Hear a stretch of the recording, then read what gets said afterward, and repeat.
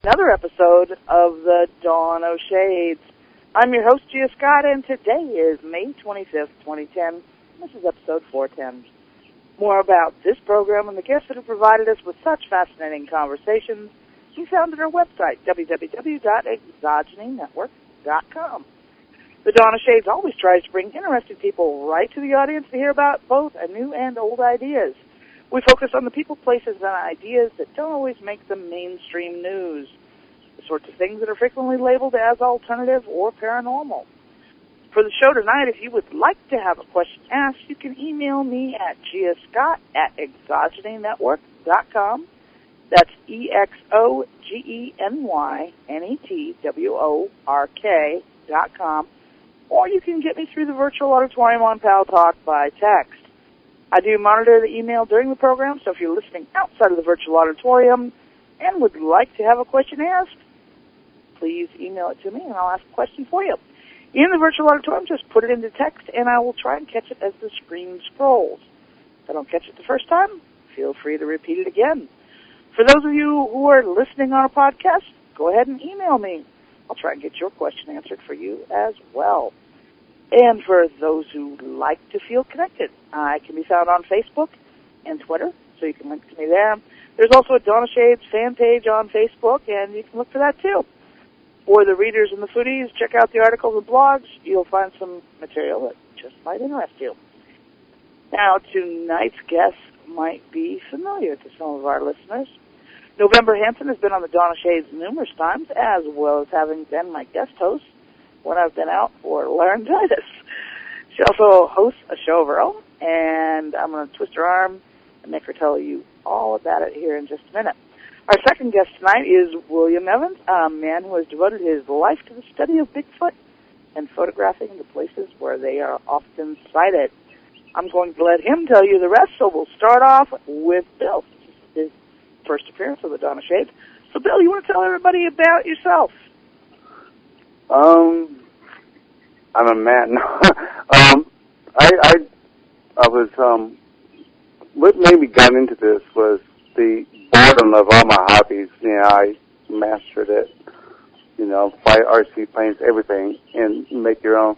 But I just grew bored of the choices, and Sasquatch was coming back in the news, and, you know, I was familiar with it, and I decided to take that up for a hobby, and that I did, and I went full force on it, you know, went my way. I didn't follow the rest.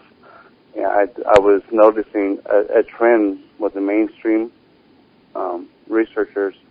They were getting nowhere, but every time, you know, I looked for the nooks and crannies and investigated it, and pretty much, you know, found them. My first day out in the field, I was face to face with one, and I was pretty much hooked ever since. So it's and I know you have lots and lots of pictures, Bill. So make sure you tell everybody how people can take a look at your pictures. You can find me on Facebook. I have a fan page there. It's William Evans Sasquatch by William Evans. It's a good way to find me, or just Google my AKA name, Billy240Z, and that's probably the oldest name you can find. Where, you know, I just go back in the years. You can read back. You can see all the nits and gritties, the goods and bads by doing that, and it's a good way to learn what goes on in this in the investigation world of Sasquatch. You know, the ins and outs. But that's probably the. I actually just like going out there and learning about them. You know, I don't have a problem looking for them. I know where to go. Studying them is the is more of the hobby. I have taken up learning more about them and trying to show other people, what I'm looking at and what I'm playing with. I call it play, even though it's really an investigation. Okay. In November, you want to tell everybody about yourself. No, first I want to scold you for not telling me that Bill was 240Z. Now I know who he is. I'm sitting here introducing myself like I have no idea who this guy is. I've only known him for, 10 years? Yeah. Okay, maybe not that long, 7 or 8. Okay, so I feel really... Oh, anyways, so I'm November Hanson. I am also the host of Voice of the People Radio. That airs on Saturdays from 6 to 8 p.m. Pacific. I'm also the author of the recently published free ebook, The Mosaic Project, something about experiences of extraterrestrials. Isn't that nice? I didn't have the title in front of me. And I should let everybody know that Gia is the editor of that book. So if there's any problems with it, just let her know. Thank you, however. No, I'm kidding. Gosh, and I do all of that and still have a day job and a family, and I live in the woods of Oregon, and I'm interested in all kinds of subjects: extraterrestrials, physics, science, ancient history, Bigfoot. It doesn't seem actually, from what I've heard, you live in a good neighborhood to have Bigfoot come calling. Yeah, well, he hasn't come by my place, so, and that's okay. I mean, if he wants to drop by for tea cakes and something, I suppose we could do that. Yeah, swim in your pond or something. Yeah, he might take a bath in my pond. I got one big enough for it. Even Bigfoot would be impressed. Okay. So, yeah, I'm a pretty busy lady. Well, when we talk about Bigfoot, I know a lot of people have said, I kind of believe in it, but I've never seen it. I thought I saw something, but I didn't get a close look. I really don't. I think Billy is probably the only person I've ever met who says, "Oh yeah, I saw him." Oh yeah, more than once. I've actually been pinched by one time. I was out there in the field and having a bad day. I started walking out in the woods because the doctor told me I needed to get exercise because my knee problems. I was going through operations, and it was a good way to exercise it out. So I took the camera with me. And one day I was having a real bad day, and one just decided to pinch me. That's probably the worst thing I've ever, if you call it bad, because it didn't even hurt until the next day. I could feel the itching of the pinch, and it did break through my skin through 2 jackets and everything. So, well, Bill, let me ask you a question. In Oregon, near the Oregon Caves, there was a Bigfoot sighting. This was probably 5 or 6 years ago.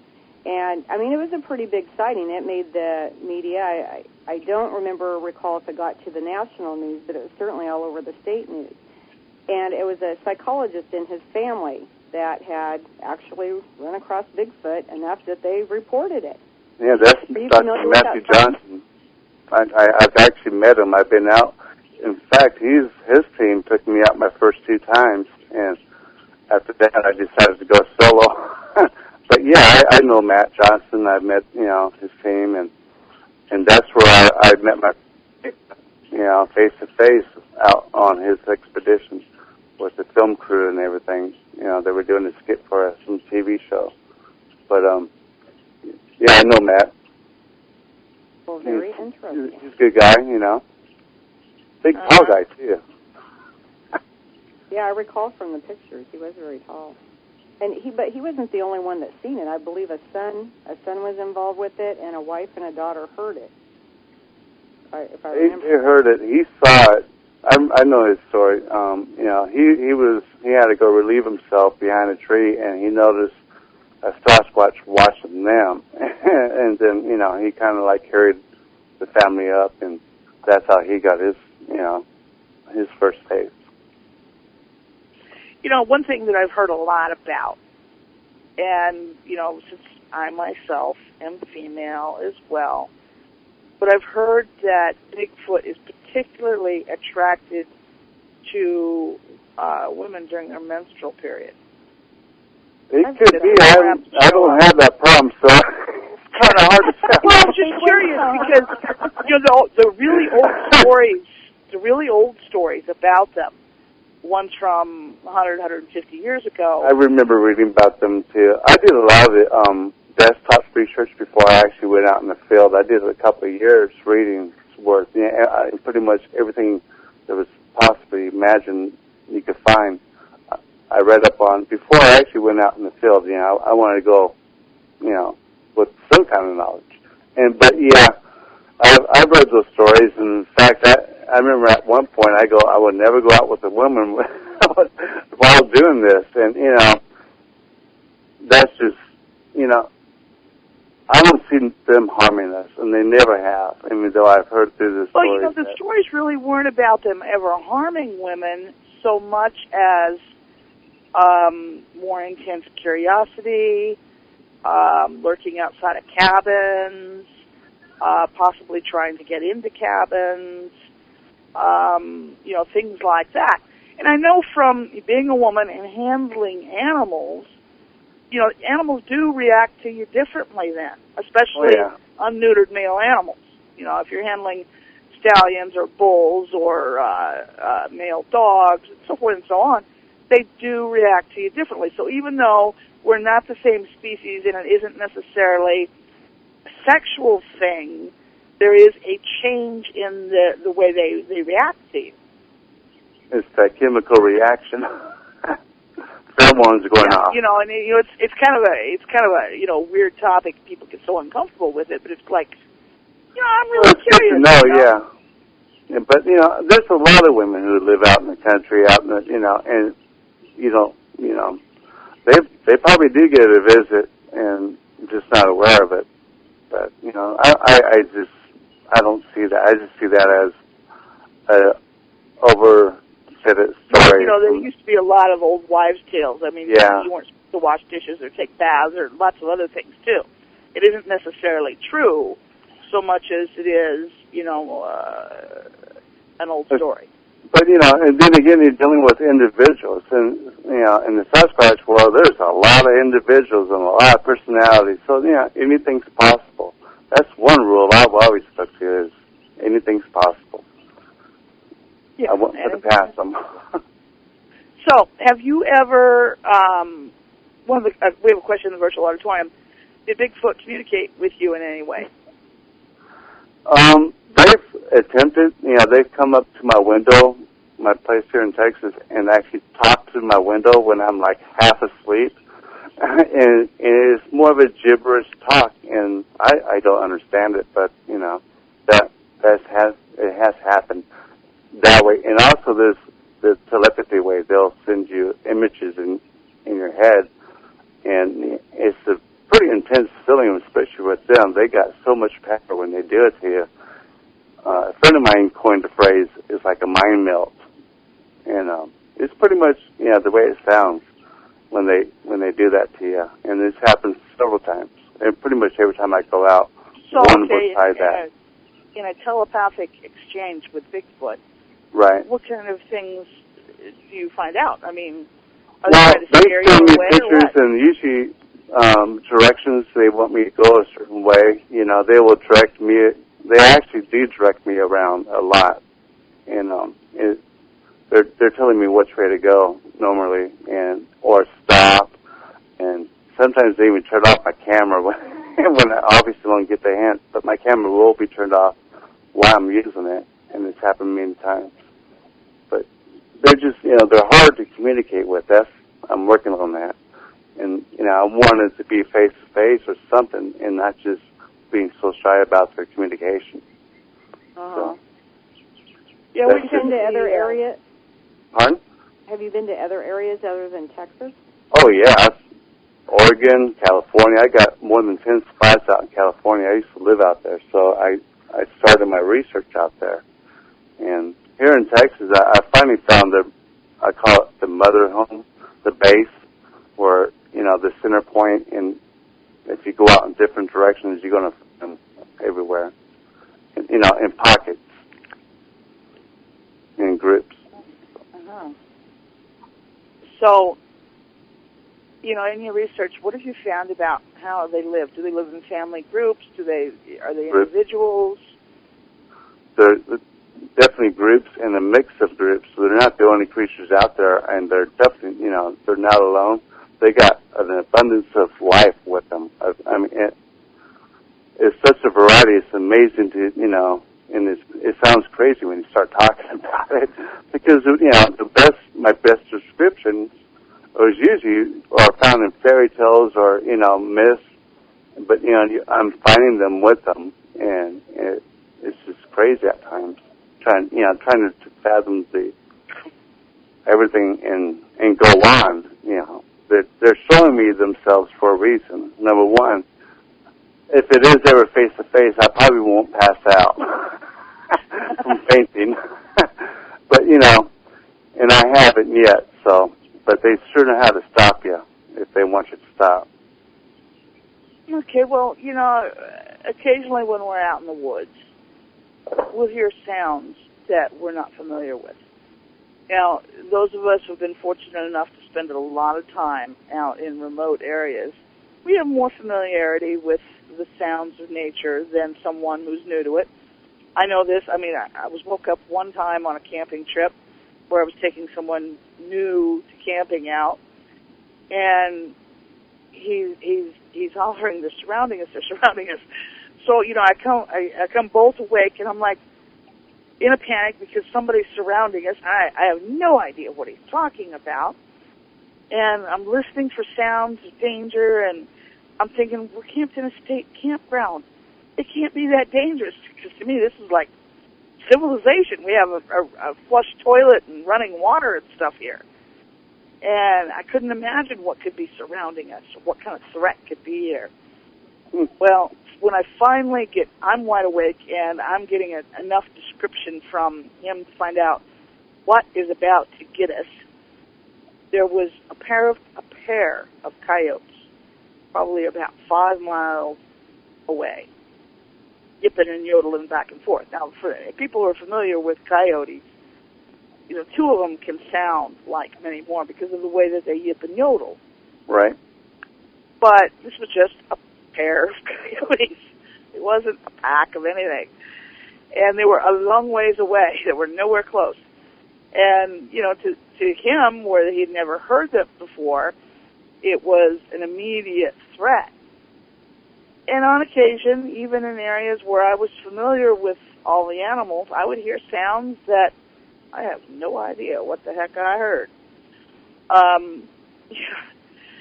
Sometimes they would be explained away. Like one time I was told it was a Dinagloshi, which is like an evil spirit with the Navajo.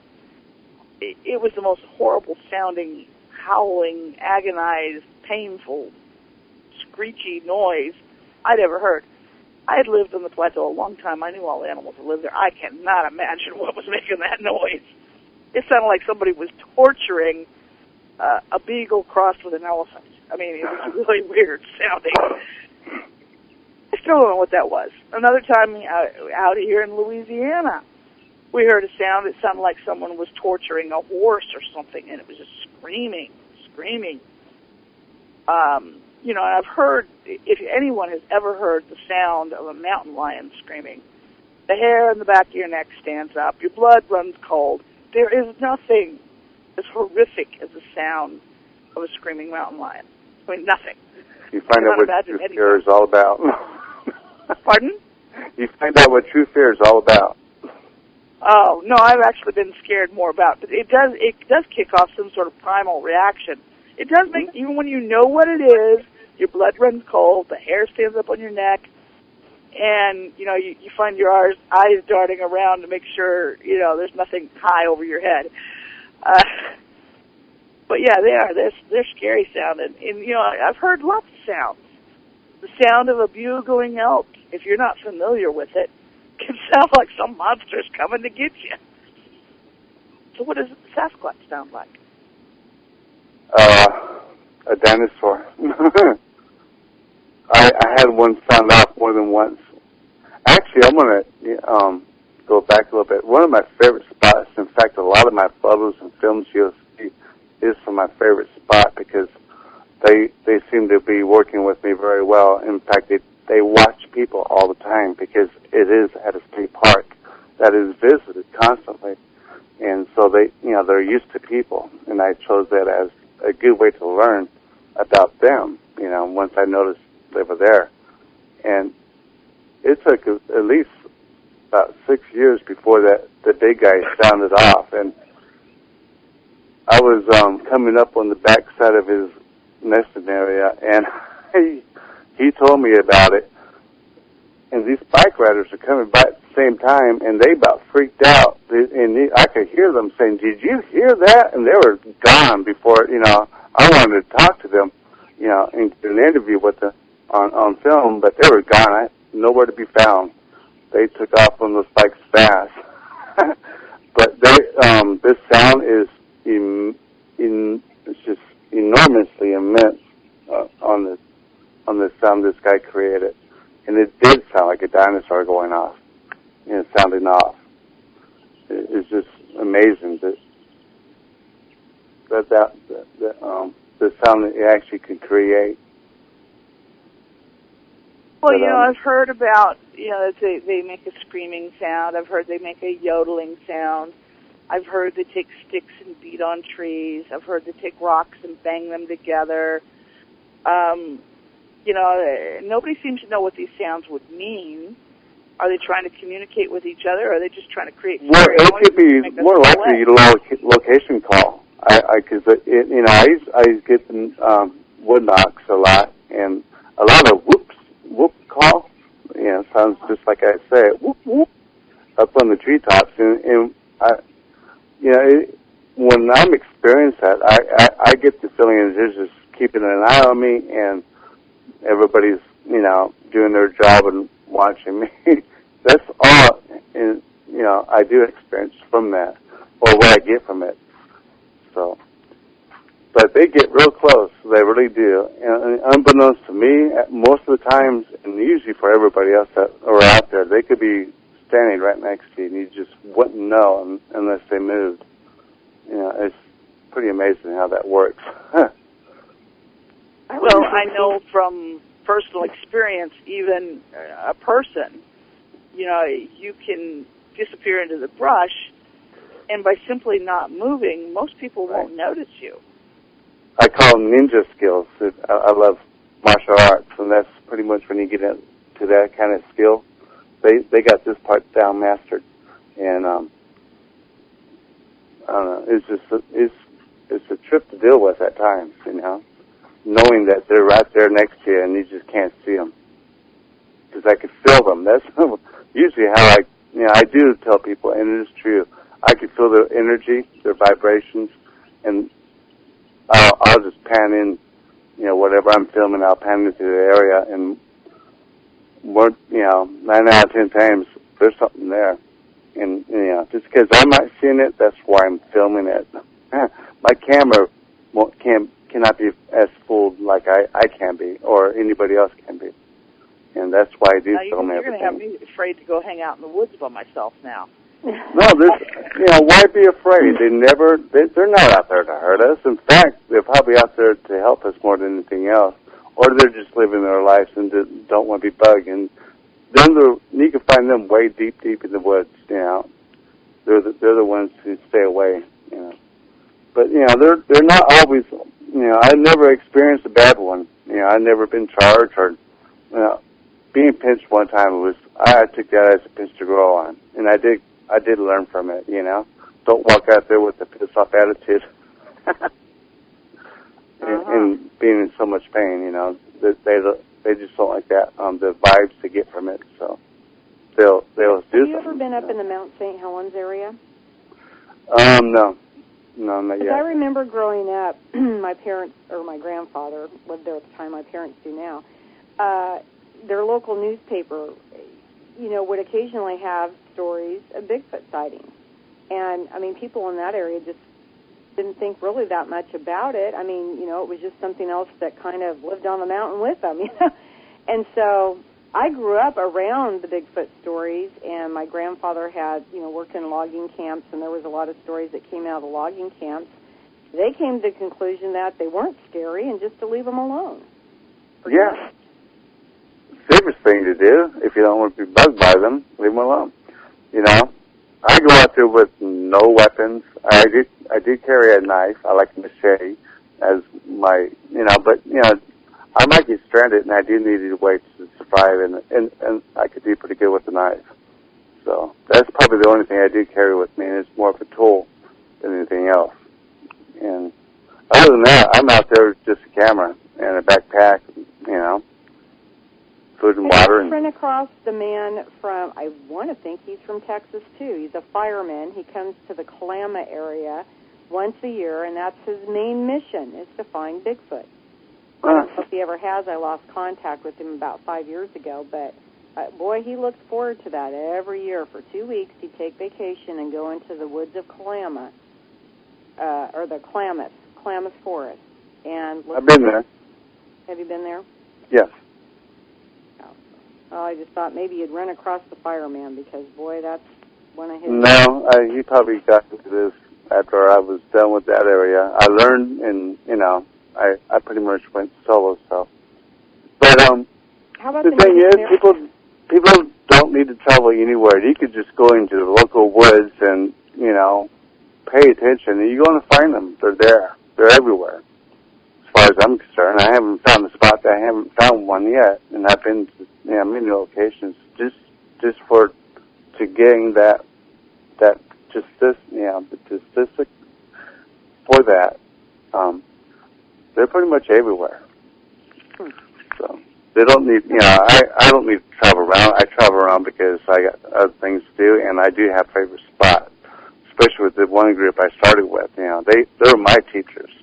I learned from them, and there's some funny looking things to hang out with them. You guys ought to like this. I have a little blue man, looks like a little alien dude. He's on my fan page somewhere. The film is, and in the photo, the snapshot from the film is there too. But there's some actual things that look like aliens to me. Best way I could describe it. But obviously they live here. The Terranians, or whatever that word is. Yeah.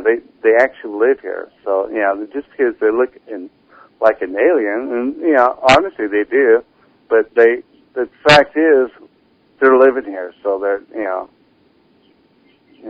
there's a big controversy. But there's, they got friends that, they do have ships that come and go. I mean, I've experienced so many UFO sightings through my research, and, they've come to my house and shined the light on me a few times, actually 3 times so far now that I know of. And, that's going to happen when you get into the research I've got into. It goes hand in hand, and I do got some weird looking creatures that you would never think actually live on this planet, but obviously they're in the woods living, and they blend in very well, so they do it very well, so they must be from here.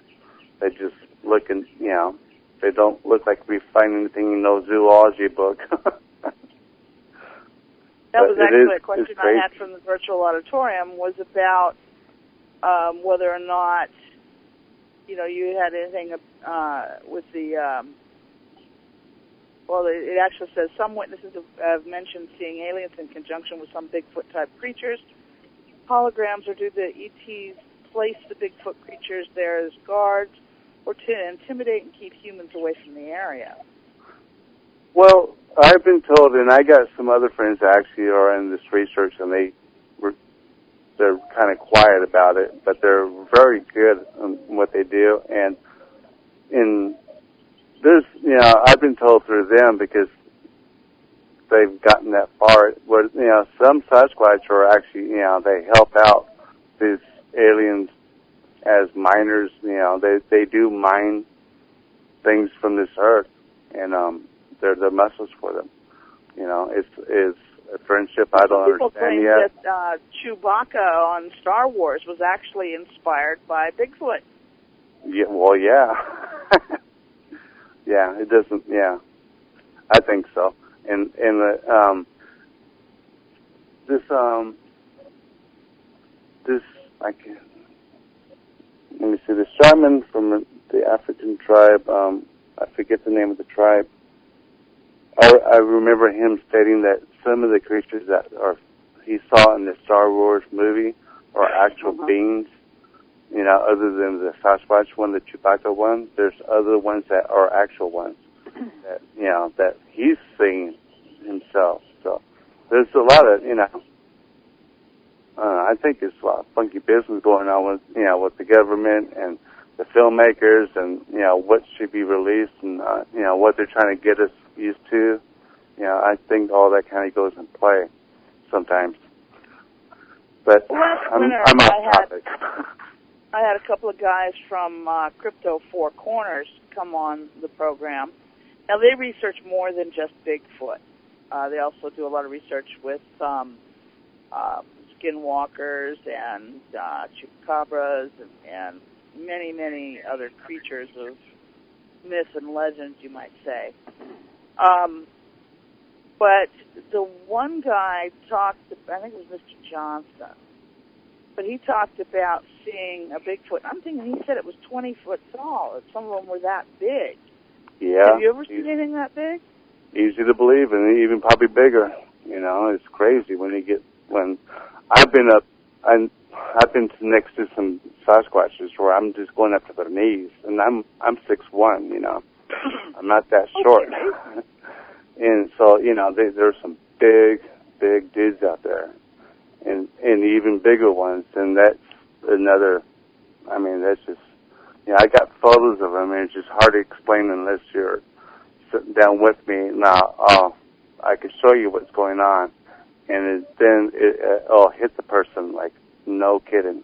And I go, nope, not kidding. It's right there. But yeah, there's some big creatures out there.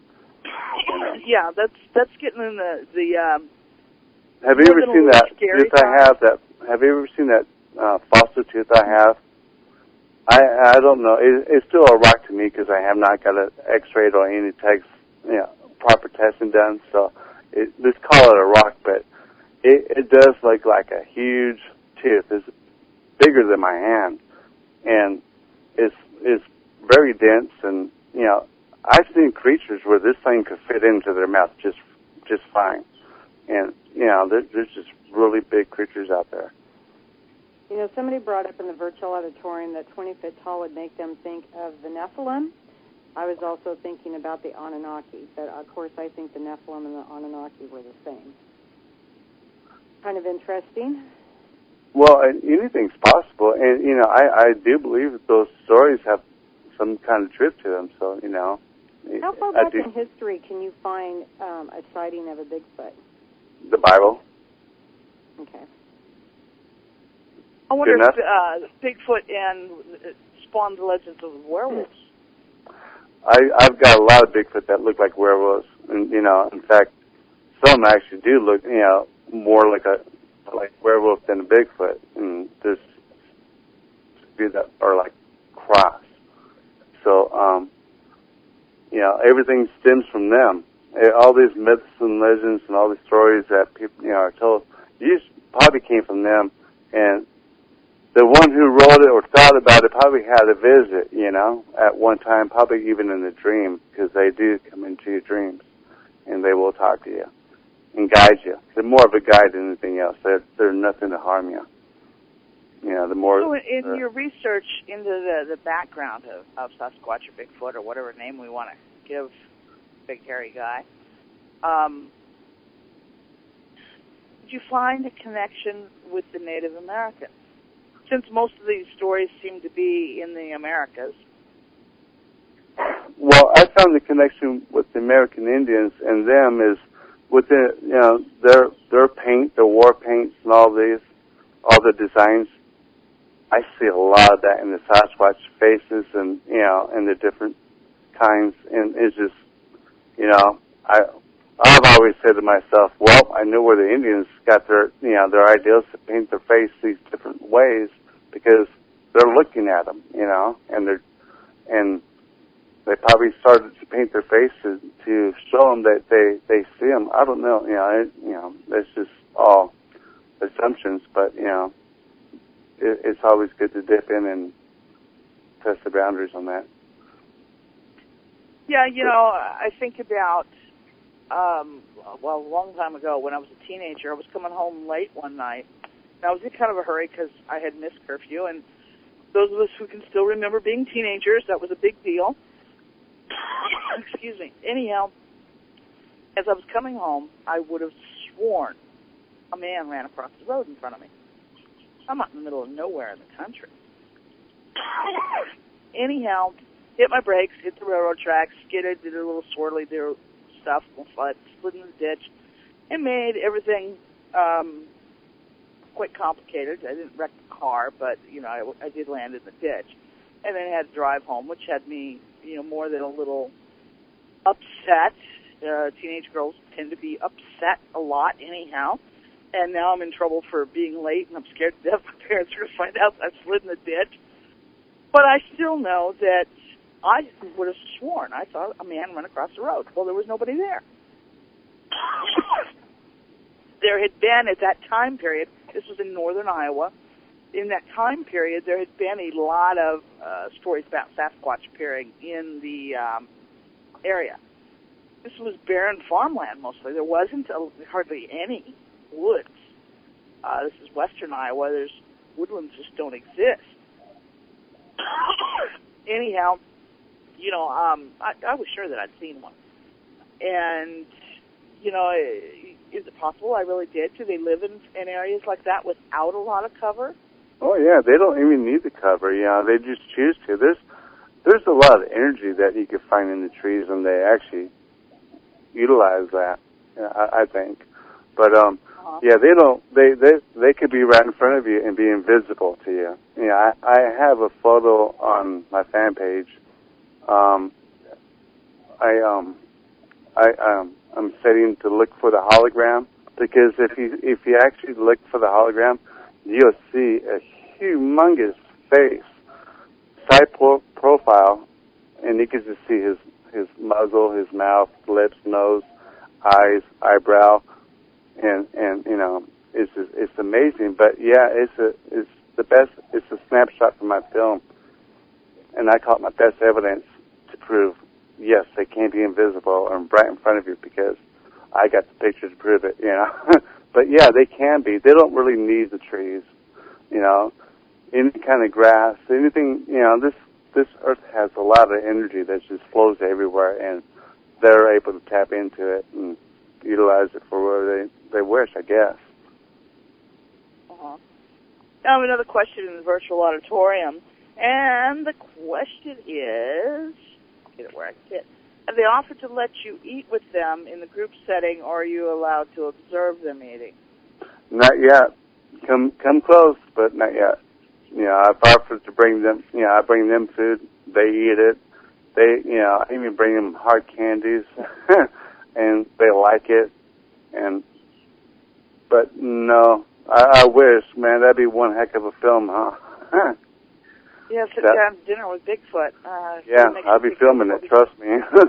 Well, I've heard they don't smell very good. Wouldn't be very palatable. No, actually, their smell really depends on their attitude about you, unless they're out there, been out there hunting and haven't had a chance to rinse off. But they're usually a very clean animal or human, whatever. We're animals too, so I don't know how to go for there.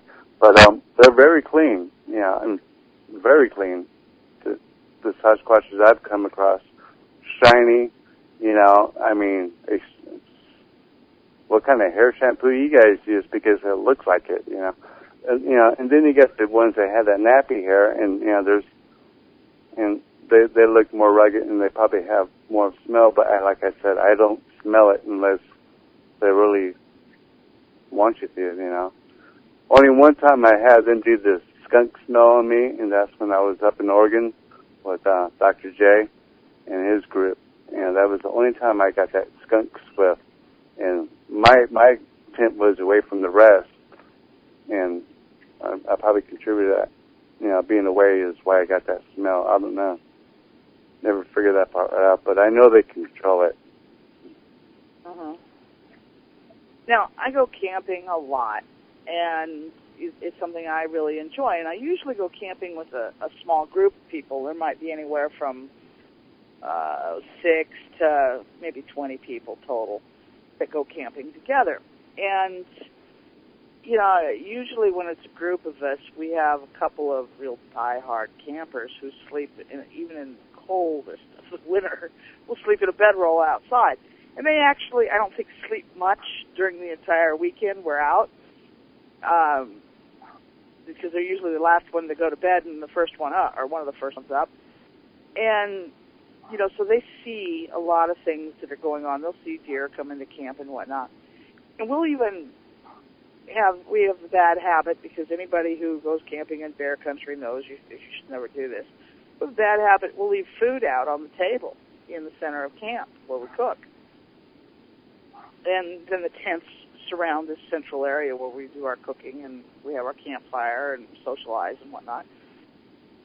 Have you ever heard stories about Bigfoot coming into camp when there's an opportunity to take food when it's left out like that? There are opportunities, and I've heard rumors, but, you know, there's just rumors to me, you know.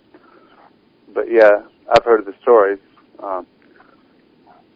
You know, they're very curious about us, and they will, you know, investigate. And if they do see a good apple pie laying around, they're going to grab it and chow down.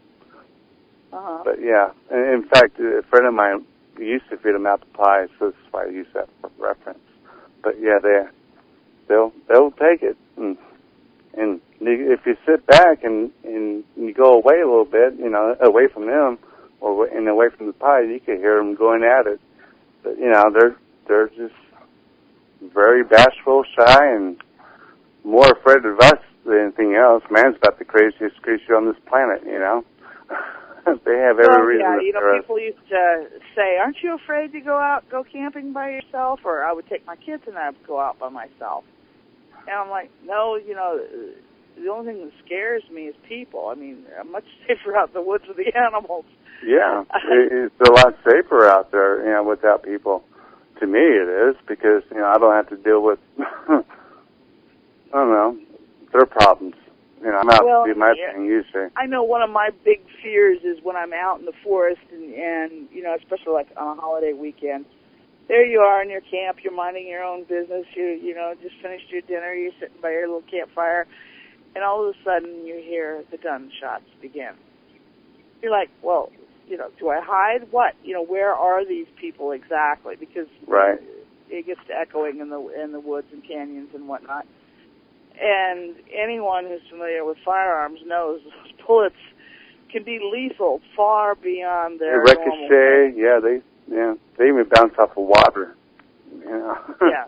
So you know, that's one of the more frightening things for me. I used to be a firm believer in a campsite that wasn't seen by people was the safest campsite there was. Right. I thought that once too, and then kayakers came down the creek or the little small river that we were camped by.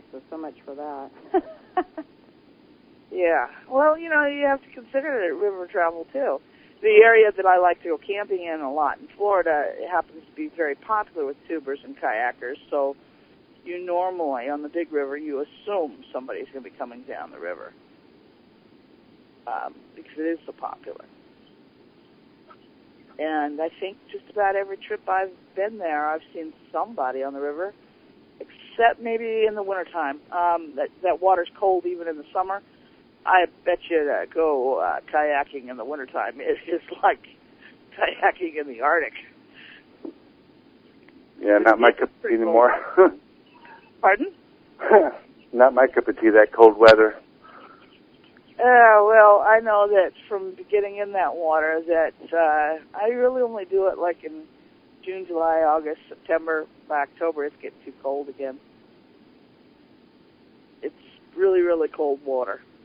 I did when we were out there in April, I did go wading in the stream.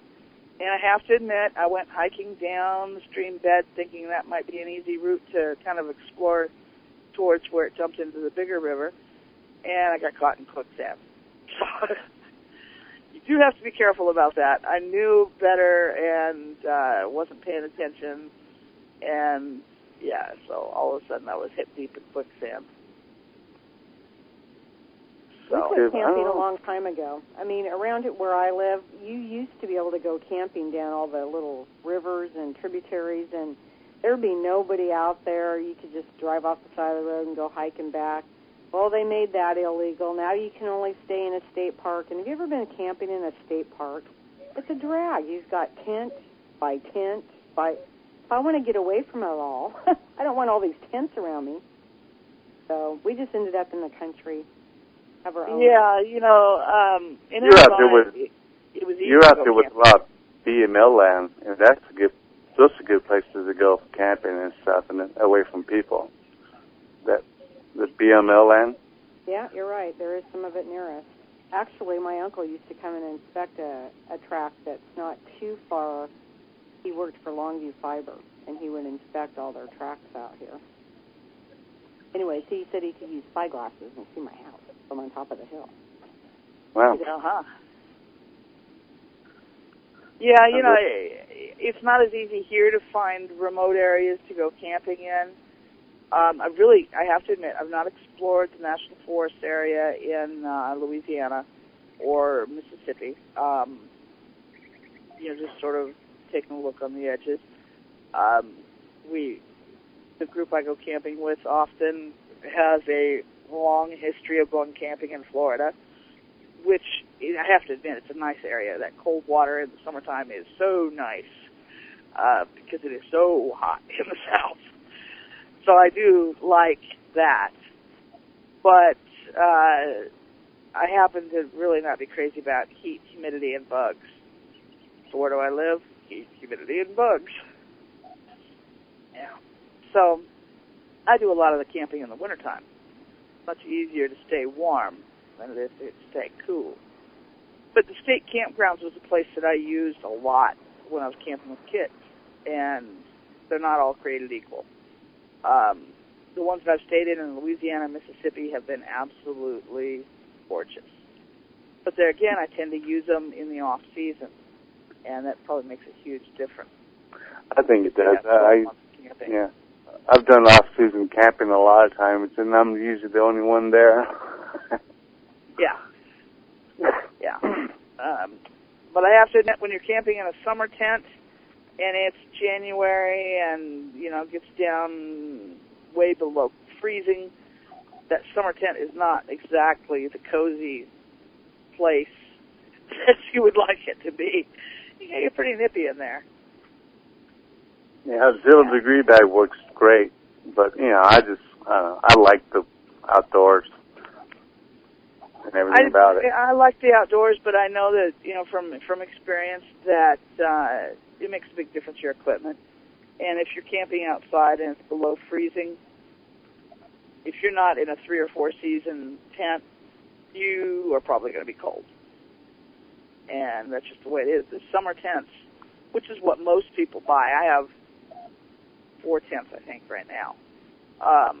One of them is a 3-season tent that I've actually used year-round in the mountains and stuff in Arizona. But it's too hot here to use that tent any time of the year, really. I've used all you need is winter. You just need a bug mesh, pretty much. Get the bugs Well, out. not in Louisiana because we get so much rain. So we need something to keep the rain off as well. But they've got some really neat camping gear. I'm always shopping and reading and looking, and the camping gear. Now they even have a camper that you tow behind your bicycle. Wow. I was just hey, I'm a practical guy. I could go down to the hardware store, buy a couple of tarps and a rope, and there's my waterproof, and put my tent right in the middle of it. When we go camping in my grandfather's woods, we just tied a string between 2 trees, and guess what we used? A roll-about black plastic. That was our tent. Yeah. Worked out great. Yeah. I've done that too, but I guess as I've gotten older, I've had some really hilarious. Now they're funny. They weren't very funny at the time. hilarious camping experiences. One wasn't very funny at all. I wake up in the middle of the night, and I had a toddler. My daughter must have been about 10, 11 years old. I wake up, and the tent is literally booming around me. It is popping so loud, and it is pouring rain. The wind, I had never seen wind like this on this tent at all. It was a cabin tent, which people who are familiar with tents knows that different kinds of tents have different uses. Cabin tents and high winds are just not going to go together very well. Right. Anyhow, the way the tent was popping, I knew we had to get the hell out of here quick. And the way the rain was coming down, it was like, oh no. So I had my daughter stuff some clothes in a garbage bag and put another garbage bag around her. And I stuffed bedding in a garbage bag and took another blanket and wrapped it around my son, who was a toddler at the time. Picked him up so that now I'm carrying toddler, wrapped in blanket, and garbage bag full of bedding to make a run for the car. Because at this point, that's our best bet, is to just get into something a little more solid than this nylon tent. And by morning, the tent literally had been destroyed. It was flooded. Everything in it was soaking wet. It was not a really positive experience. But I would guess that from the way the winds were knocking me around, the other winds that I know the speeds of that I've been out in, that we were getting gusts that were well over 90 miles an hour. Because just to walk that little distance to the car was virtually impossible. And that was a bad storm. Yeah, 90 miles wind. Tornadoes in it. Pardon? 90-mile winds. That's pretty strong. Yeah. Well, I lived a long time in northern Arizona, and it was nothing there to get gusts that were pushing 200 miles an hour. And I've actually been outdoors briefly in that. And anybody who's been outside in that kind of wind knows it blows your nostrils shut. It seems to suck the air out of your lungs, blowing your eyes shut. It's we get that here in Texas once in a while. Yeah, I mean, it's really, really difficult. You can't walk upright. You're walking in a hunched over position. You're trying to stay as low to the ground as possible. And it's awful, absolutely awful. One time I was trying to ride my bike in that kind of wind. That's crazy. Actually, all I did was use it to sail home. You didn't have to pedal. You just got into, lean into the wind and go home. Yeah. But boy, it sure hurt doing that because it picks up every little nicks and crannies, dust, and you're getting pellets. In northern Arizona, I used to make jokes. And voice wells, that coffee, Rob. I used to make jokes that we had the Rocky Mountains, but they flew to Colorado. Okay, folks, it's time for our break. While we're away from your computer, check out our website and stay tuned. We'll be right back.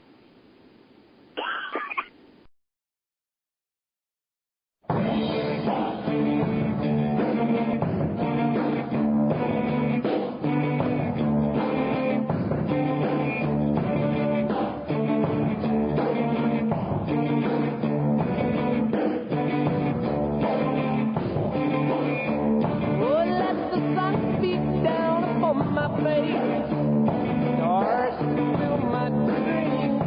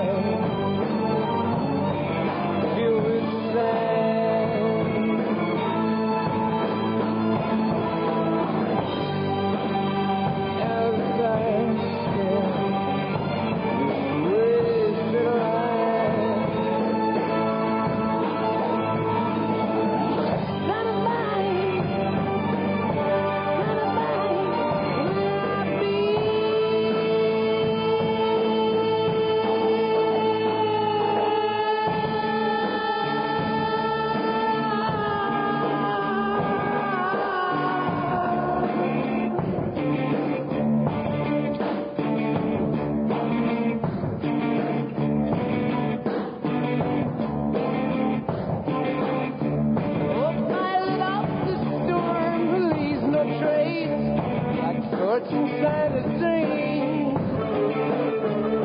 It's the path that led me to that place, yellow desert stream. I shine my love beneath summer moon. I will return again. And the desert flows high and blue when moving through Kashmir.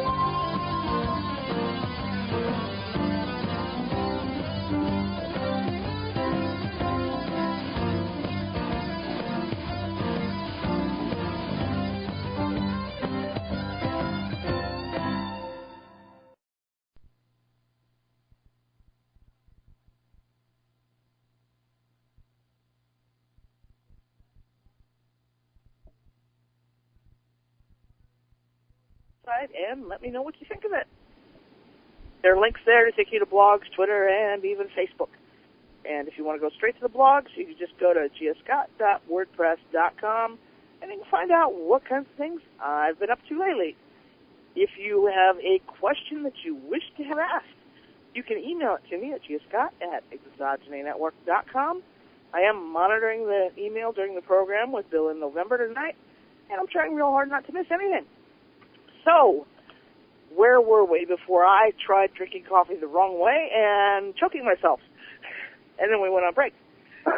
Well, I think we finished our camping trip. We were ready to move on to something else. Yeah, well, camping kind of goes hand in hand with the Bigfoot pursuit, I think, anyhow, because you spend so much time in the woods. Is that true? Well, they're going to come and check you out. So if you just so happen to camp in their front yard, they're going to be watching you. So yeah, it's a good way to find them. You probably don't have to leave a campsite, if you do a good job on picking a good site for that.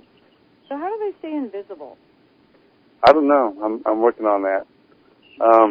The best thing I could, in fact, on my fan page on Facebook, I talked about it in discussions. 2 different topics, but the same. I'm trying to figure this part out. And you know how a squid could turn color to camouflage? Well, and this the other, but they have this ability, I think, and it's my only. I'm trying to develop a good explanation without sounding too much on the supernatural side, you know. Well, maybe it's some kind of a dimensional thing where they can bridge. Well, you know, unless I could get a physicist to take a look at my work and to, you know, who's into this paranormal side, and have him observe and get his opinion or her opinion on it. You know, I'm just going to say they just changed their color because, you know, anything's possible, and to say it's one thing is kind of wrong in my own book. So, and I've been known to say that. So leave the door open is to say that they just have an excellent way to camouflage themselves, and to the point where they're just invisible. I'm going to tell a little story here. November, you'll have to forgive us because it's going back on the camping thing a little bit here. Last month, when I was going camping, it happened to be just Greg and I on this particular trip. Nobody else went. And we had our 2 dogs with us, and we set up our camp, and we have our tent and our table and our stove and the whole bit, you know, and we were out there like 5 days. It was a pretty uneventful, nice, relaxing, quiet trip. The big excitement thing was a guy comes walking into camp shortly after daylight one morning. Well, him and his new girlfriend had gotten drunk and driven out in the woods, gotten stuck, they'd fallen in the creek, et cetera, et cetera. Ended up spending the night in the truck, and now he's looking for some help to get unstuck and get back to town. That was a big excitement on the whole trip because Red absolutely was not happy about somebody walking into camp without bringing a vehicle and, you know, the whole bit. Well, I'm sure the guy wasn't happy when he seen Red. Well, he was much happier because she was on leash, okay? He'd been less happy if she hadn't been. But anyhow, she announced the fact that he had arrived.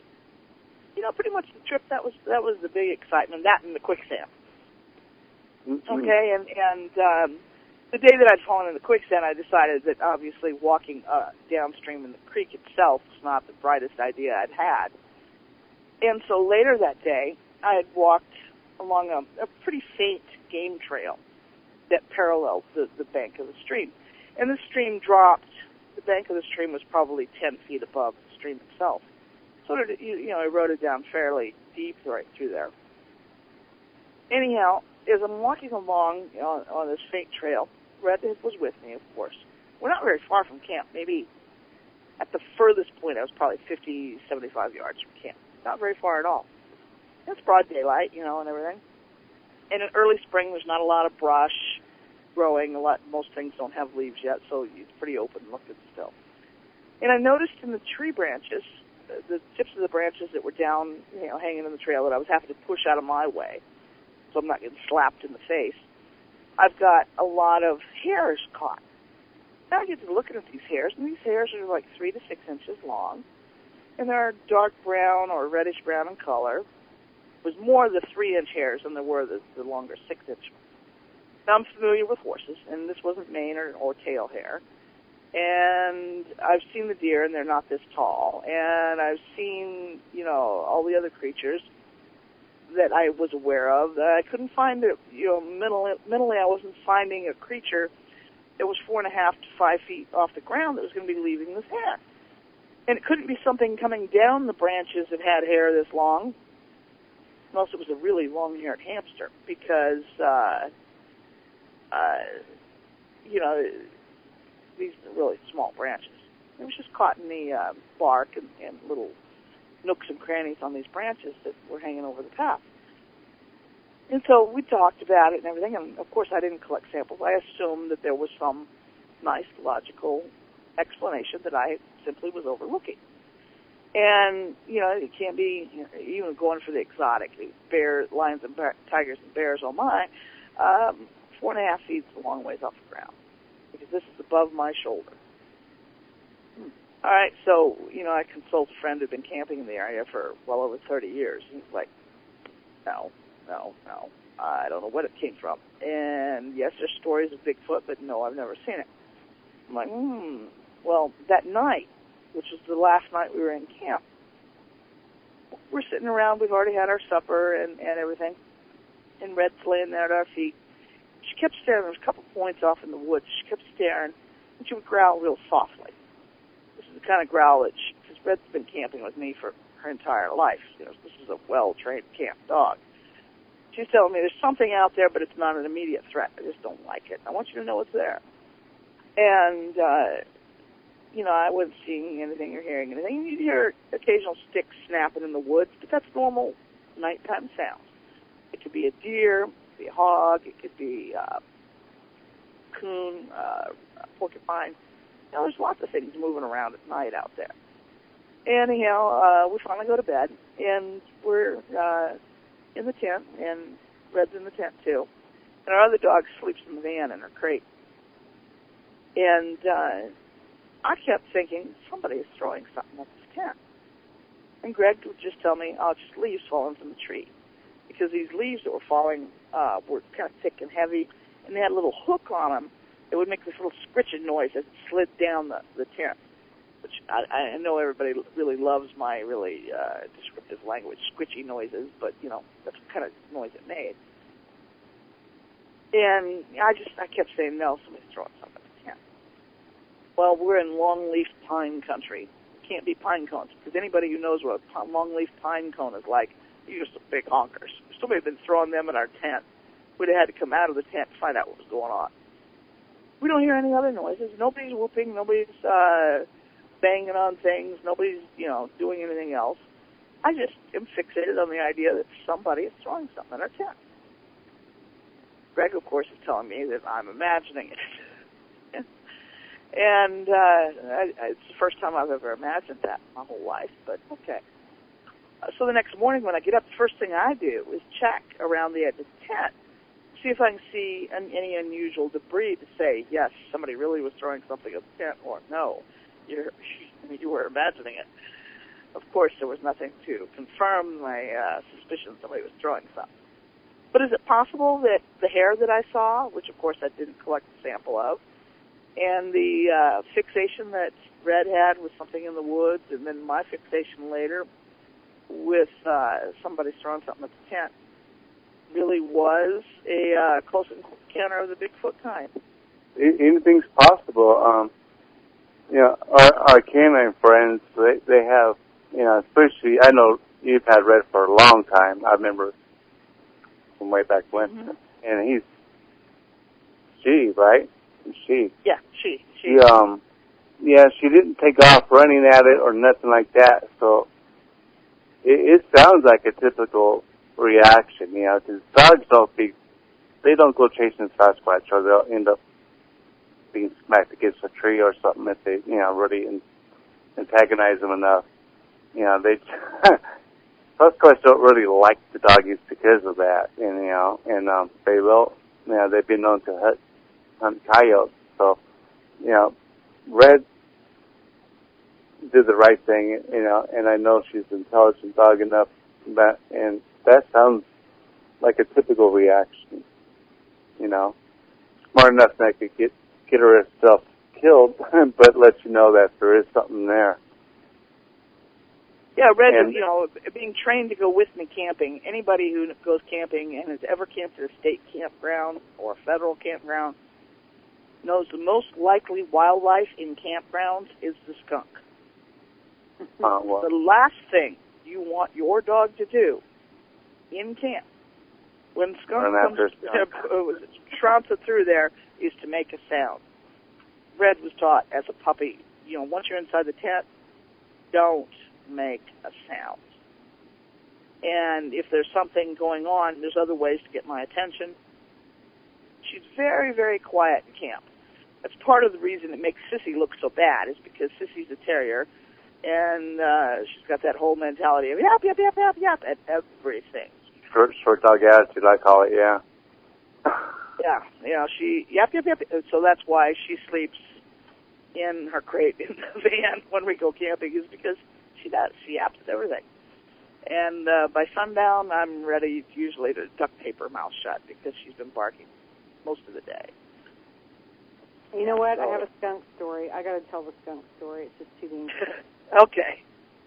So we get raccoons out at our house, and out here you can't shoot them. You can only live trap them, and we usually do. So this live trap is outside, just off our deck.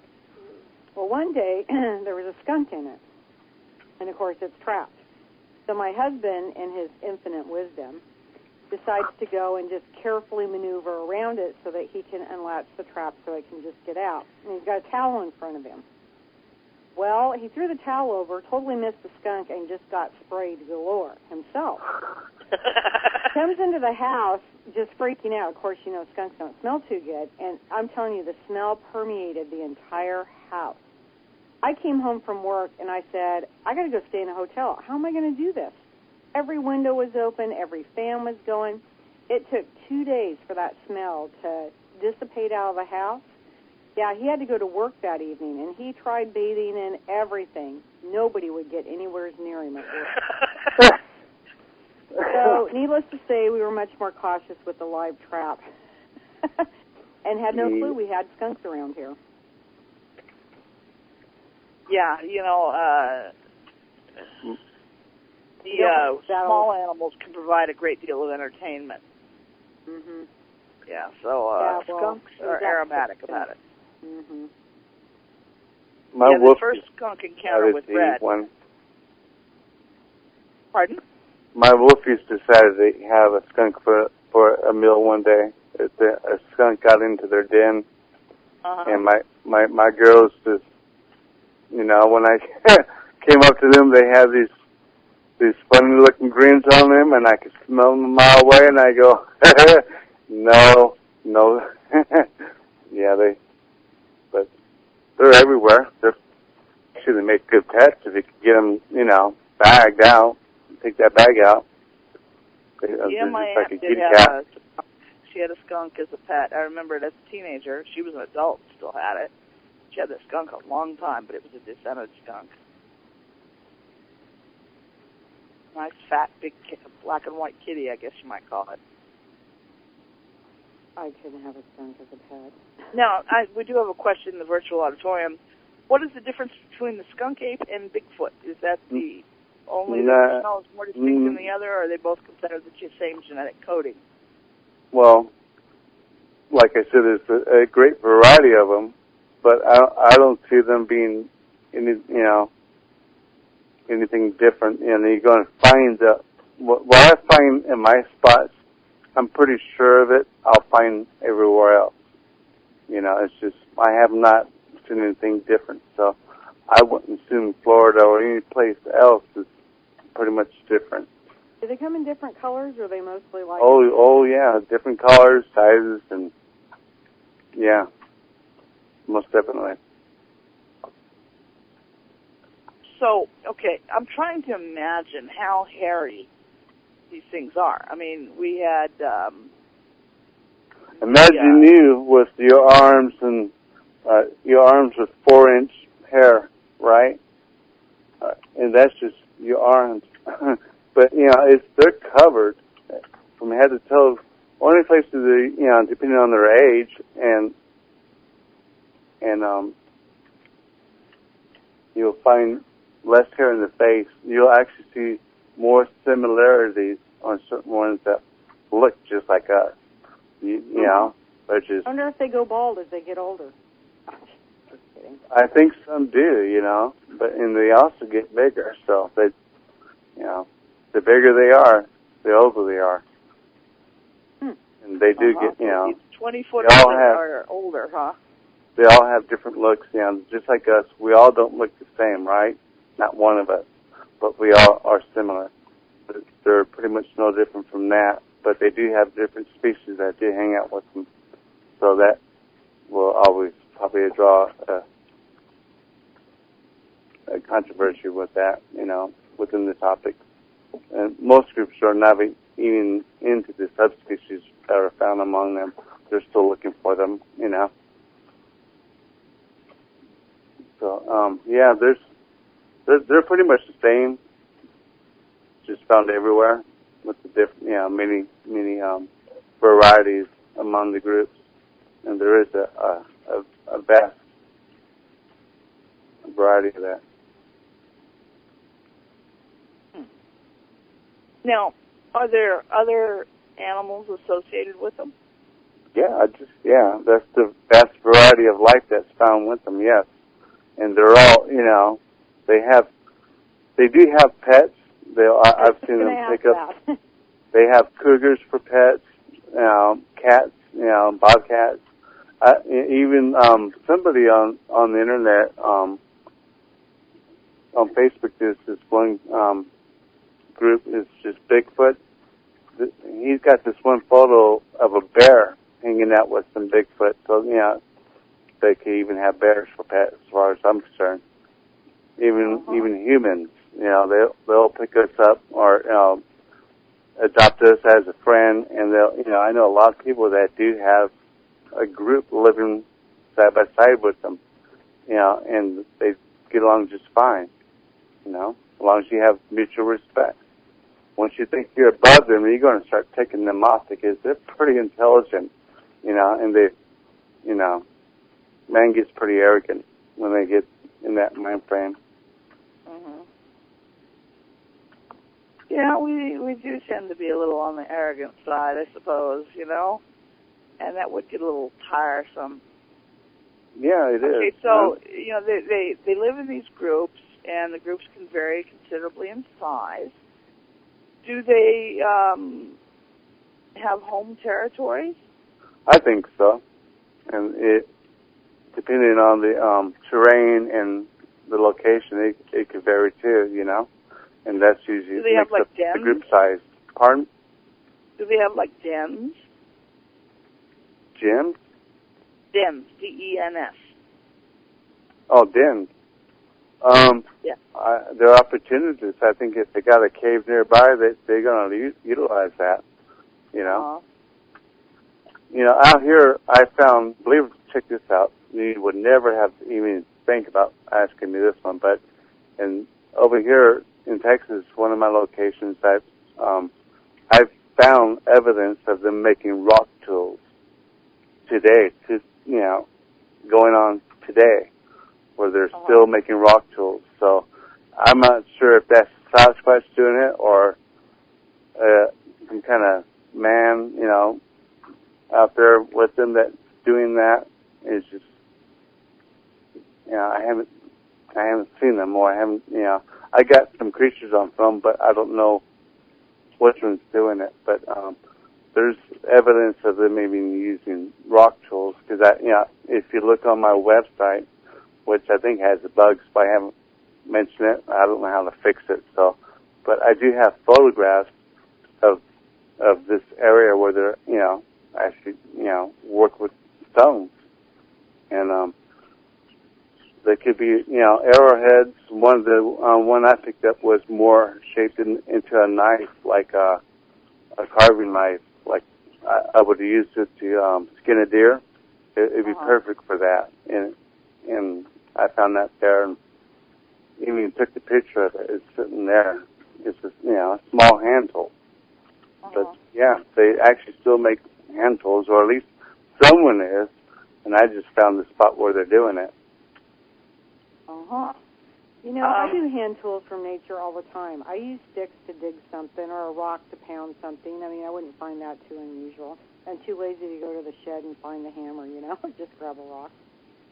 Well, yeah, actually, I'm a tool man. I grew up doing carpentry work, and I'm a builder by trade, so I probably have every tool. But for me to find the evidence of this still going on current today, just blew my mind. It just like woke me up, like, whoa, this is impossible, but it's here, So. And that's something, like in this area, you would never find evidence of tool making of stone because there's virtually no stone. I tell you what, people don't realize the delta is just rockless. You got a big tree nearby, all they do is topple that tree over, and they're going to pull stones from that root system. No, there's no stones there either. This is the delta. There's no stones. Oh. I'm not kidding. I haven't gone over there and investigate, so they'll probably do something different, But they got their strength. Yeah, the Native Americans actually used the scales of alligator gar to make arrowheads. Yeah, that's just because crazy. We just don't have stone. It just doesn't exist here. Actually, fish bones are good source of a lot of tools. In fact, a lot of kill they can make into, they could forge these bones into tools as well. And I have not found that evidence, but I through the my research and reading up on it, I did find that in there somewhere. And just because it happened, that our history books say it happened then. Well, it's happening now still. So that's when my reality. But wow. But yeah, anything's possible. That's the main key to remember when you're into this, because you're going to be shocked every time you find something new and out of the ordinary, and it's supposed to be long gone according to man's history, but it's not. I find a lot of things are supposed to be past tense, and it's still current. Yeah, when you actually look at aerial photographs of areas, most people don't realize the amount of vast amount of territory we have that is in various states of natural. I mean, granted, we don't have the virgin forest that we once upon a time had, but we still have vast tracts of forested land. We still have pretty good-sized areas where the country is rough enough that there are no roads or few roads, and that where people seldom really go. UFO sightings and Bigfoot and popular, culture being related. How much do you know about that? I found their connection. I find it all the time. I see it. It's evident to me. I do have, like earlier in the show, I mentioned, I've been seeing UFOs throughout this research. Actually, even before the research started for me, I started seeing them way back when I was a little kid. But, it really intensified, the visits or the sightings when I got into this. And, I'm finding creatures that would qualify as an alien. And, they're in my films. I just don't really point them out because, boy, I forget that. I really do. The Bigfoot world will turn on you. They're looking for an 8, and I'm finding this. So there's the biggest controversy going on right there. I'm keeping an open mind because I'm finding it that way, and and just a lot of people don't accept it. But of course, they're not even close to where I'm at in their research. Obviously, they're still. I have to admit, I'm awfully curious about what the relationship is between Bigfoot and E.T. Well, what's the relationship between us and E.T.? We just don't know. So, I'm going to leave it as an open book. Anything is possible, and take it as it comes. That's the best way for me to take it and learn from it. But they haven't invited me to come sit down with the powwow and get to know each other yet. So everything's really assumptions,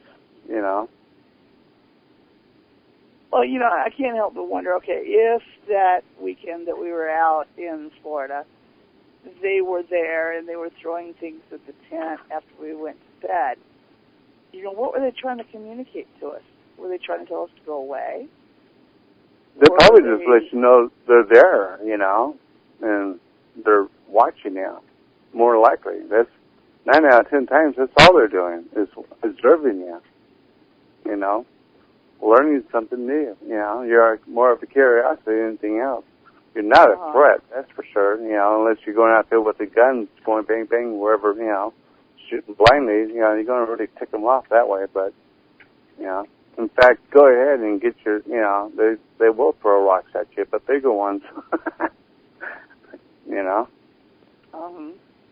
But that's called, giving your area respect, giving the land respect. If you give that much, they're going to appreciate it, and they probably show themselves more often, and often than not.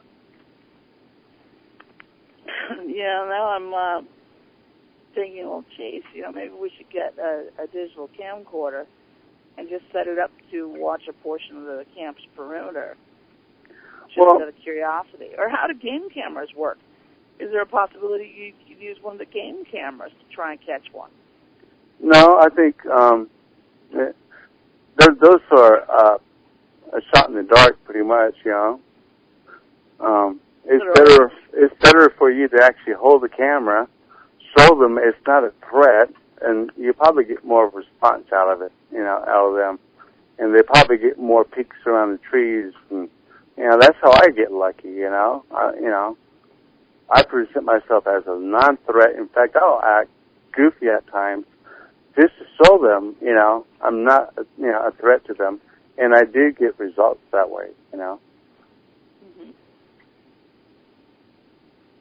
So, and I do. It's embarrassing for me to start releasing these old films I've been releasing because I didn't think I would, but now I am. So that's the only embarrassing thing I got going on is me being goofy on the films. But, it's the only way I was able to learn, entice them out. And, I learned by that. And I'm showing it for other people to learn by that, Look how goofy this guy is, but look what he's able to do.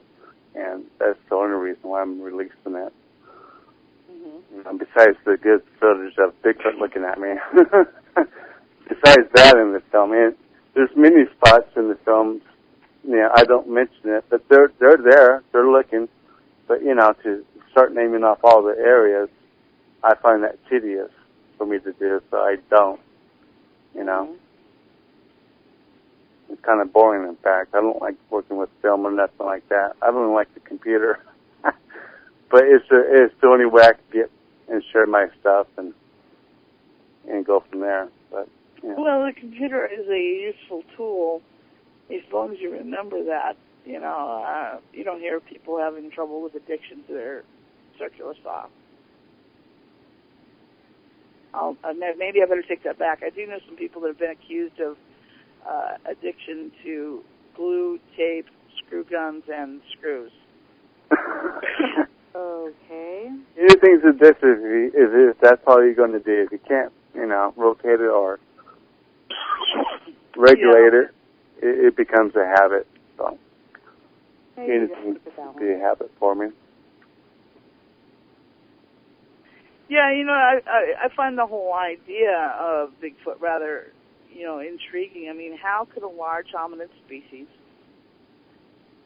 avoid being documented for so many centuries, yet living practically right alongside of us, unless they are interdimensional? Or they're superior than us.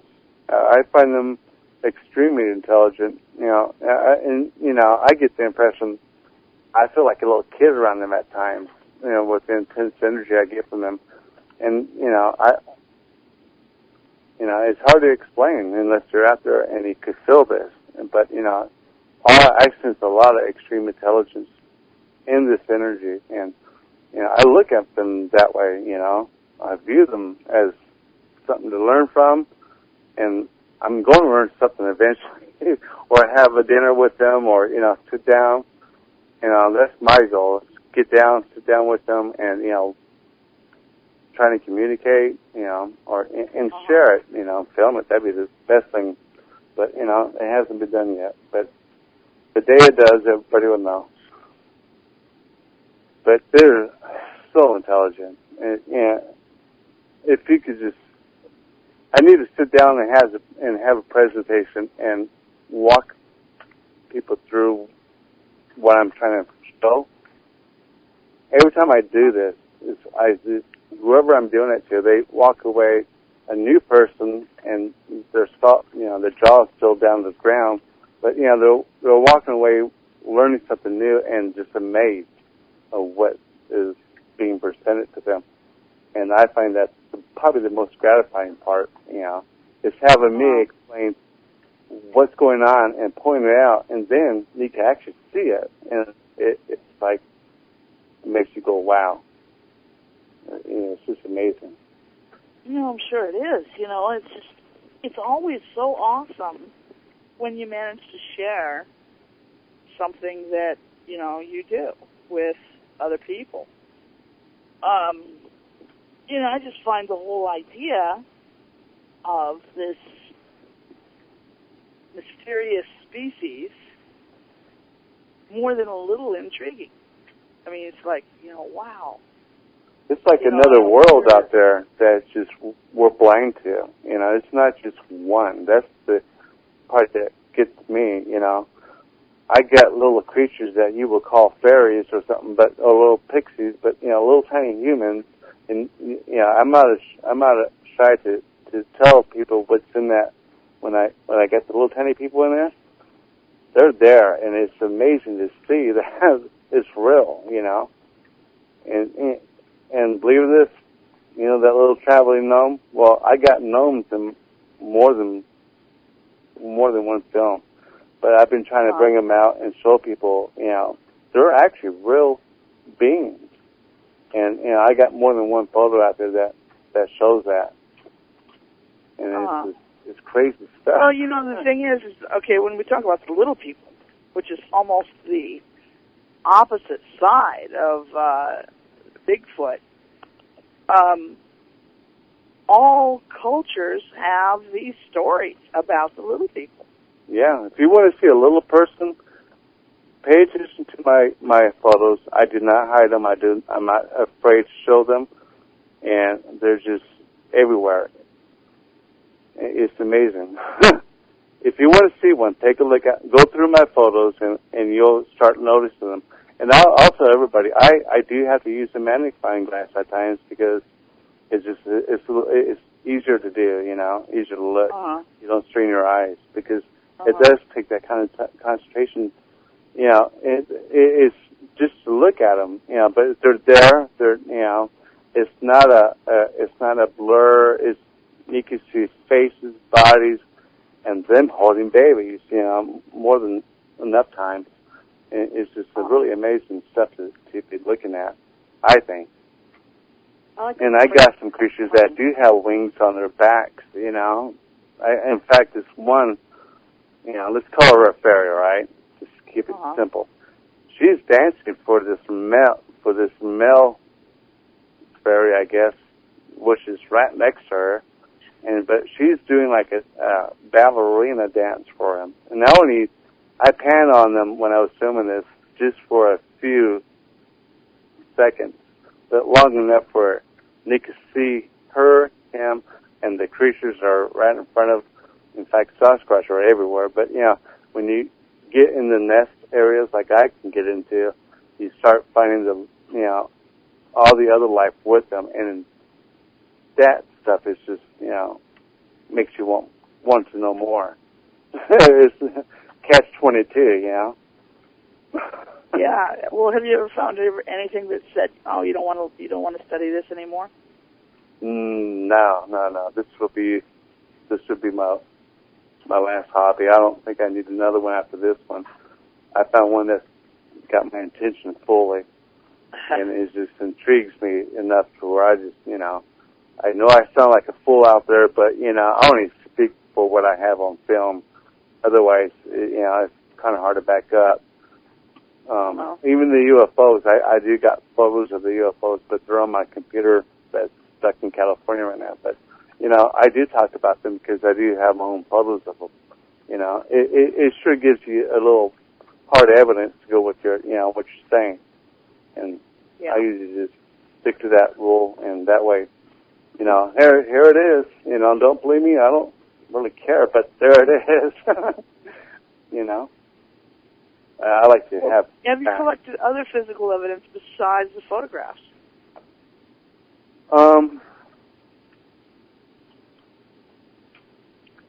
Yeah, but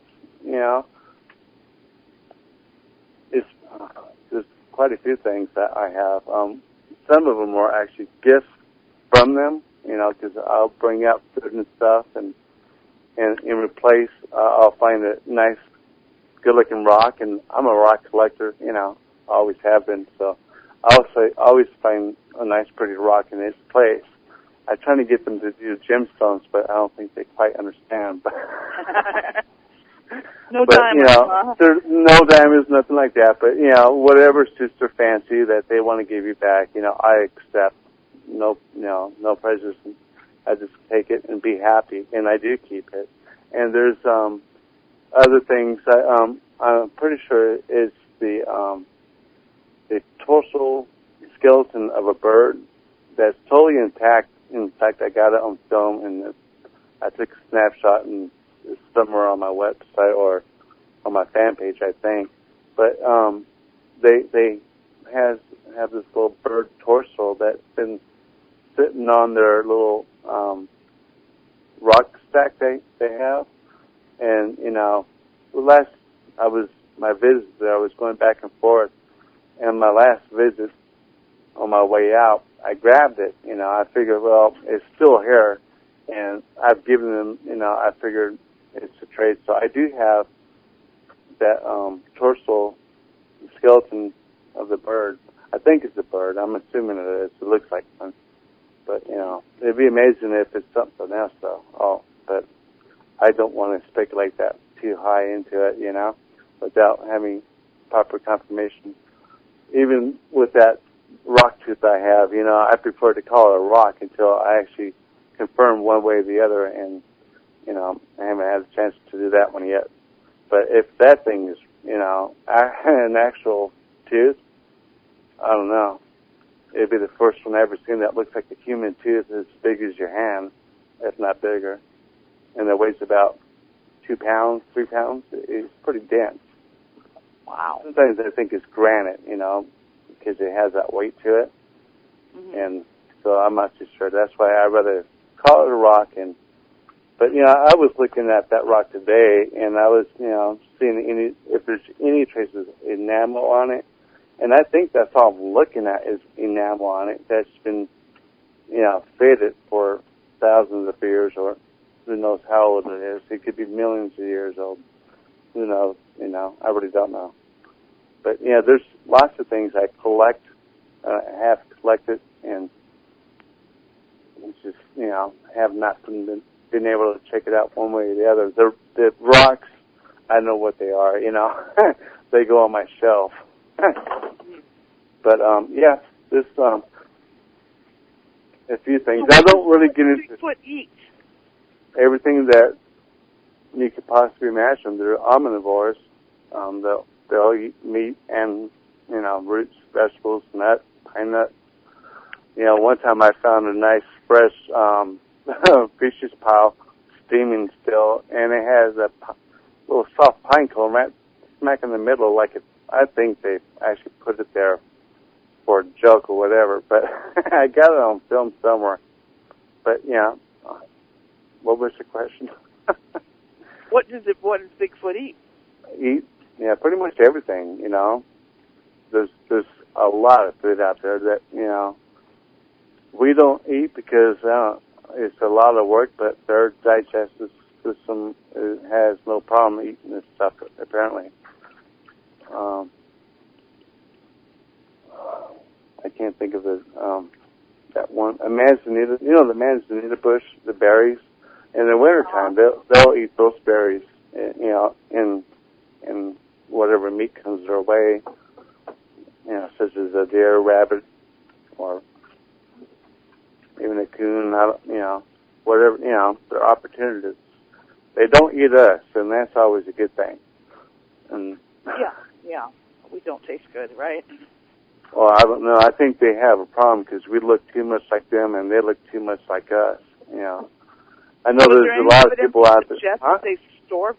Is there any evidence that suggests they store food? I have not found it. Only thing I do find that they do have a plentiful supply is mealworms and stuff. I'll find in their fallen trees that they've knocked down. They actually eat the grub worms from it, and that's probably a nice storage spot, if anything. But that's about the closest thing I could think of that would be qualified for that. Otherwise, it's fresh.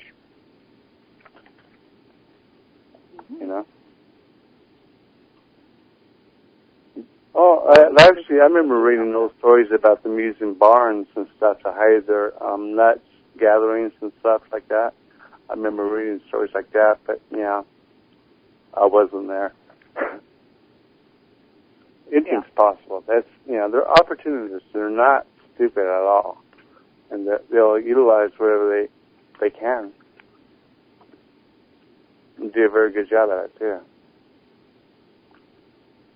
Yeah, obviously they do if they're avoiding contact with us. Yeah. How about water? Do they go swimming? They're always found near water. If you don't see the water, that doesn't mean the water's not there, They know how to get to the water down below, too. Actually, I learned that when I was out in the Klamath area. And, they had these holes in the ground, and I was looking in the ground, and it's a little, artesian spring coming, going by. Just had a hand, put your hand down there, and you got a couple, nice drink of water. And they probably do that more often than not, have a little hole, and, they got plenty of water. They know how to find it, too. Do they go swimming? Oh, yeah, they swim. They swim, climb trees, everything. Don't try to outrun them. That'd be kind of crazy. In fact, I don't even run because of my disability. I don't run, and I have not been able to run during my whole research. So, you can't intimidate me. That's how I am. Even they can't. If I want to meet my maker that day, so be it. But I'm filming it. But I'm not. I'm not afraid of them in any way. If it's my time to go, it's my time. But I'm not going to walk around in fear while I'm trying to do this. And they're cool. They're nothing like you would think. Unless you're going out there with a take-off attitude and think you're going to run the place, then you're going to get someone's attention the wrong way. Uh-huh. So do they ever threaten humans? Not me. I don't know. I know people who are the total opposite of me, and they will pack their families up and move because they thought they were the king stud in the neighborhood and found out they're not, So, yeah, I know this one particular family. I'm not going to mention no names, but, yeah, they were getting pelted with rocks because, of this guy walking around with a gun, shooting wherever he pleased. He just pissed off the wrong Sasquatch. And, yeah, they will make you move. If you don't move, they're going to take you out because you're a threat to their babies, If you start threatening me, I'm going to go off on you too, They're no different. And neither are you, no one is. Someone comes to your neighborhood, starts acting like a goof, you're going to get after them. And that's how they are. Yeah, that's very, very true. So, November, have you ever seen anything that you questioned in the woods around your area? I can't say that I've ever seen anything that I question, although one time, about 8 years ago, I walked into the woods on the other side of the road. We have our property split, and so we have an acre on the other side of this. It's just a one-lane, just country road. Anyways, so I walked over there, and I was walking down into the woods, and I ended up sitting down on this log. And I got lost in thought or something, and all of a sudden I heard this chirping like crazy. And I looked up. I kid you not, there must have been 300 finches just all around me in this great big circle. It was really strange, and they were just all sitting there chirping, looking at me. It was very bizarre. Wow. But, really, I haven't never... Finches, huh? Nothing odd. Yeah, finches, just the little teeny birds. Mm-hmm. Yeah. Lightning strike outside my daughter's window and split a tree. Just really nothing, odd. Which is nice because we could have bears or wolves or coyotes, and, it'd be good not to see any of those. Cougars. Yeah, the area I used to haunt in the Mogollon Rim had a cougar and a sow bear that were in residence, you might say. The sow bear actually had a reputation for chasing people in vehicles even. And I had one incident in which she came up out of a canyon. In fact, at first when I saw her in the canyon, we're way up on the rim of the canyon. She's way down on the bottom. And I thought it was a cow or an elk or something, because you see the speck. It looks like a moving piece of pepper down there. And until it started moving up the side of the canyon, I didn't know what I was looking at. Well, when it started up the side of the canyon, the way it was moving, it was like, that's a bear, let's go. And anybody who's spent a lot of time on very rough four-wheel drive roads knows that a Jeep cannot necessarily drive 35 miles an hour on one of those roads. In fact, you're going to be lucky sometimes you can do 5 miles an hour. A bear can run 35 miles an hour. Jeeps often have fabric tops, not exactly bear-proof. Anyhow, the bear didn't get real close, but it was close enough, I thought, in the rearview mirror. And with a healthy respect for me, as far as the bear goes, she was known for her foul temper, and she wasn't kidding. The mountain lion that had the overlapping territory, it was easy to photograph it.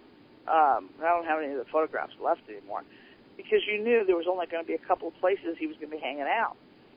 And we call it a he because we never saw a litter of cubs. And, it'd either be in this one particular area in the canyon itself, or there was another place he liked to lay in the lounge. There was a rock ledge that hung over the road. Keep in mind, we spent a lot of time in a Jeep with no top on. Here's this place where we have to drive past where it's a perfect jump-off point for this cougar to land our Jeep. That used to make me very nervous. Ready to pounce, huh? Well, he'd be just lounging up there, but the thing is that he was up there, and we're passing it's like the ledge is 15 feet off the road grade, and that's just about the height they like to drop. So it did make me a little edgy. I've driven in a place where a giraffe walked up to the car, where bears are trying to jump on the hood, and lions were lumbering by. That's an experience. Yeah. Drive-through park, San Diego? No. Winston, Oregon. There's a huge wildlife preserve. That'd be pretty neat. It was, if you ever get a chance, I recommend it. It's an experience that you'll never forget. Yeah, buffaloes and, you name it, and it's elephants. They're there. Wow. That is pretty awesome. There's a lot of awesome things out there. Well, if a bear ever comes and gets you, trying to attack you, you know what you got to do, right? Scream at it, and if it's going to get you, knock the living heck out of the nose. Use the 2x4 if you have to. It'll be gone. It will not. The whole story of how I acquired Red revolves around bears. I actually originally acquired Red as a bear dog. And for those who spend a lot of time hiking in bear countries, bear dogs are not dogs acquired for the purpose of hunting, killing, or otherwise injuring a bear. Rather, these dogs are to harass and make noise and distract the bear, allowing their person to escape the bear. I am terrified of bears, but I do have a healthy respect of them. But guys, guess what? We have run through our entire time again. Really? Billy, you want to tell everybody where to take a look at your pictures again real quick? Just look me up on Facebook, Sasquatch by William Evans. That's me. And that's the best way to go. And you can find my other sites through that. My YouTube channel and all that. It is found through there. So. Okay, November, you want to tell everybody about your website? My website is voiceofthepeopleradio.com. Generally, what you'll find there is not much. I'm not a website designer. It has a list of upcoming guests. Actually, there's a page for each upcoming guest that gives a short biography and a picture of them or their book cover. And, yep, that's about it. I have a Facebook account. You know, I kind of got brave. I have all my people from the UFO research groups. I have not all of them, but quite a few of my past guests. I have my family, my husband's family, my classmates. Boy, were they in for a shocker to find out what I did since I was in school. So, yeah, I do have one of those accounts. I got one friend from way back when that don't even talk to me after she figured out what I did. Yeah. I have the same thing. I had one that actually removed me from her friend list. Apparently I was in conflict with her religious values, and I'm like, I don't see how that's true, but okay, whatever. If it makes you feel better. Oh, I think a few have removed me too, and that's fine. It doesn't bother me at all. Well, I want to thank you both for joining us tonight and being such great guests. Well, thank you for having me, and it's been a pleasure. And, folks, I hope everyone has enjoyed the programs with November and William so much tonight, and that you have also found that it provided you plenty of food for thought and more illumination for your personal journey towards truth. Join us again next week for another fascinating conversation on the Dawn of Shade. With that, we are out of time. I am your host, Gia Scott, and good night.